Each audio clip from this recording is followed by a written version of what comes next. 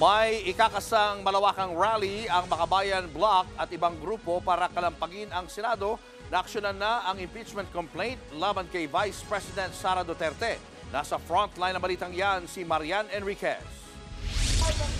Senado na raw ang kakalampagin ng Makabayan Bloc kasama ang iba pang grupong naghain ng impeachment complaint laban kay Vice President Sara Duterte. Ito'y matapos sabihin ng liderato ng Senado na sa Hulyo o sa 20th Congress nila uumpisahan ang impeachment trial. Meron kaming hinahandang malaking mass mobilization para madinig ng mga senador yung aming clamor. Gawin na yung kanilang mandato bilang impeachment trial judge at pisahan na yung impeachment trial.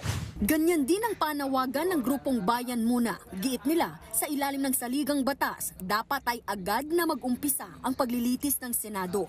Wala raw legal basis kung sobra itong patatagalin. Ganito rin ang sentimiento ng ilang House leaders. Bagamat ginagalang naman daw nila ang desisyon ng Senado, pero sana naman dapat makinig din po siguro sila sa pulso ng nakakarami. Pero sabi ko nga, mahirap naman na pangimasukan yung bagay na yun. Sa ngayon, nakadalawang pulong na ang prosecution team at mismong si House Speaker Martin Romualdez bumisita raw sa pulong nila kahapon bilang suporta. Dumaan lang sa saglit.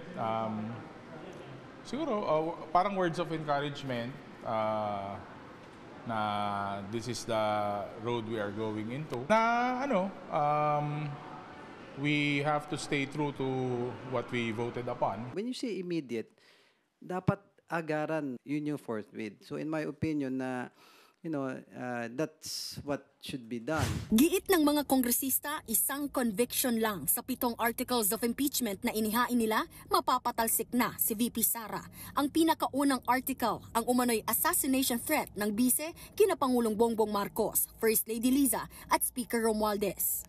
Nagbabalita mula sa Frontline, Marian Enriquez, News 5. Mga kapatid, Julius Babaw po. Iba na ang may alam at may pakialam sa panahon ngayon.